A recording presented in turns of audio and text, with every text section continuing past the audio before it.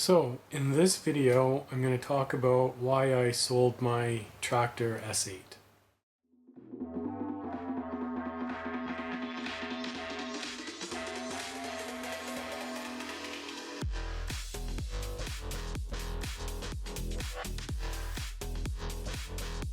DJ Roubo. Welcome back. So a few days ago I ended up selling my Traktor S8 after having it for about a year. It was about this time last year I sold off all my equipment, and I'll put a picture of my old system right here.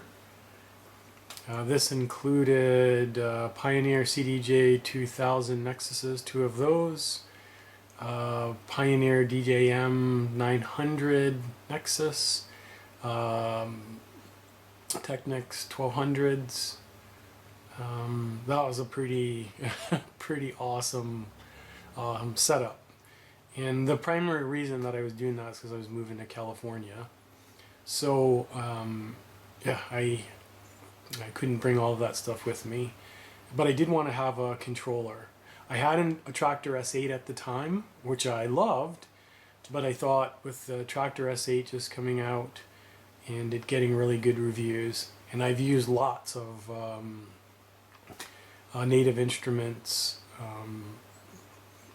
machines, I thought that I would get the S8. And so I've had it for a year. Now, I'm going to say this. If you're an EDM type DJ, then Traktor is going to be, or the Traktor S8 is going to be a really good product for you. If you're the kind of DJ that doesn't mind, spending time you're going to create your own remix decks, and you're going to go and you're going to download a whole lot of stems, or you're going to take songs that already have been broken out and create stems from those, then the Traktor S8 is going to be an amazing unit for you. The remix decks are really cool if you want to put the time and energy into creating remix decks. The ability to use stems is pretty cool. The other thing, this is probably the third qualification for using an S8, is you really need to have or don't mind using sync. Now, I'm not here in this particular episode to discuss my thoughts on sync. I honestly, though, at the end of the day, I don't really care. But if you're going to use an S8, you're really going to want to use sync. And the primary reason for that is you don't have jog wheels, and you don't really have a pitch control or pitch fader. So yeah, it makes a really big difference if you're not using sync and you want to get cue in your song, or you need to change the BPM. Now, there are ways to do that, and I do have a video that talks about, or actually demonstrates, how to mix songs without that stuff. However, it's a lot harder. And so after having it for a year, I finally decided I wanted, wasn't using it that much. And so I decided to sell it and get something else. Now, I do have behind me, you can see I have this Newmark NS7 III. And this is an amazing, probably one of the best controllers I've ever used.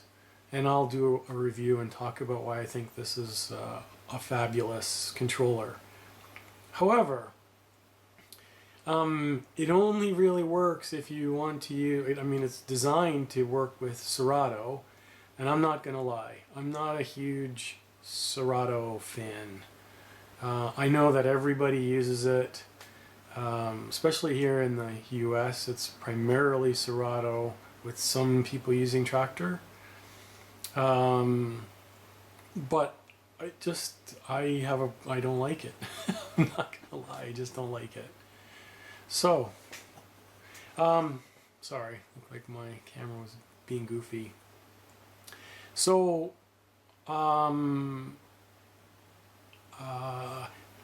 this controller's awesome, but it doesn't really, I've done a control mapping for Traktor that works pretty well, but the turntables don't work. If I want to use virtual DJ, then this works about 85-90%, has the same functionality, although the turntables do work.